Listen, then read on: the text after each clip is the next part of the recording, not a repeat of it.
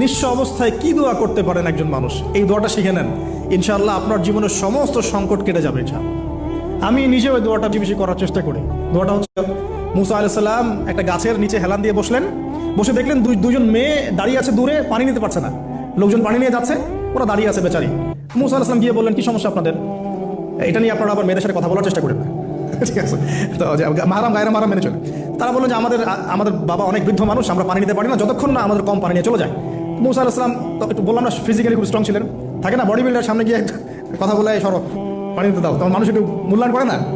তো মুসা আলাইহিস সালাম এভাবে পানি নিয়ে দিলেন এবং বাছুরদেরকে পানি পান করালেন, করিয়ে গাছের নিচে এসে বসে আছেন।